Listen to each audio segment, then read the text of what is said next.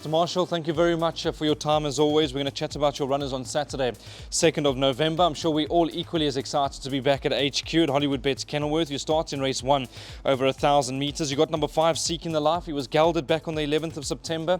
He looks to be improving with every start.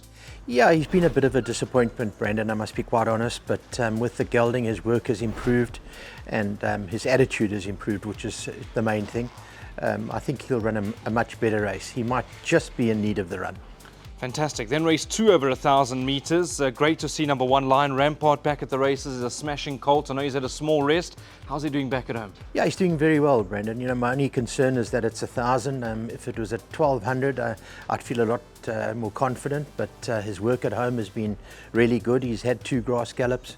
So I think he'll be there and thereabouts. I wouldn't say he's a good thing. He's got to give weight all round, but he's a fair horse, as you said, and I expect him to run a good race. Lovely. Then we go to race number 4. It's over 1,800 metres. You've got 2 runners. Let's chat about number 1, Princess of Bayou. Aussie Noach gets the rhyme. Very consistent filly, and I think with an inside draw, she's got to have a good each-way chance. Yeah, she must have a chance, you know, and I think the short run-in will suit her as well.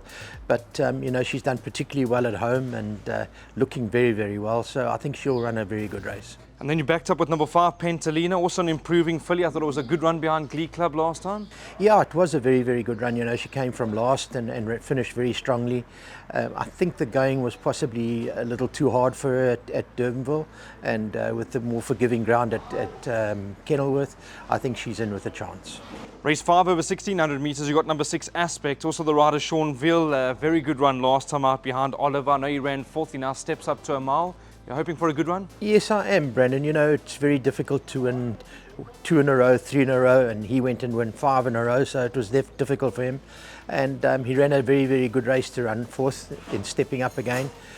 We are extending him a little bit to 1,600 metres on Saturday to see how he goes. I think he'll run a very good race. Race 6 over 1,000 metres, a very competitive sprint. You got number 10, Icy Blast.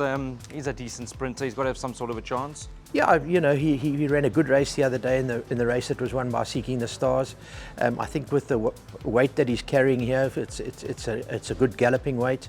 But having said that, the race is extremely competitive. But I think we'll see a good run from him.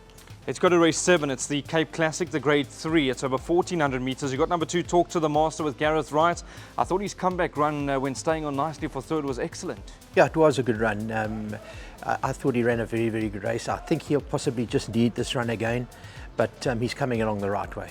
Lovely. And then you've got number 4, All Out for 6. Sean Veal gets the ride. He's a smart colt. So he's running the grade 3 Langeman, also very good.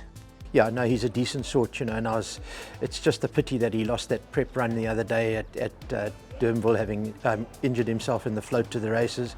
But yeah, I think in this race, yeah, I think he'll run very, very well.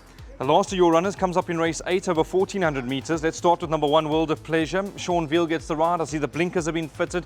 He's also a decent sort on his day. Yeah, he's a decent horse, you know, and his last run where he ran 4th, I think it was, over at Durbanville was a good run from a bad draw.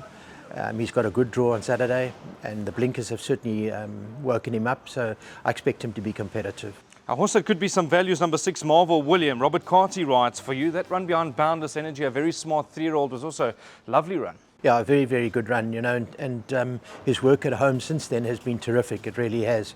Unfortunately, with that big weight, it is a problem, but I think he'll be competitive. Mr. Marshall, as always, thank you very much for your time. My pleasure, Brandon. Thank you.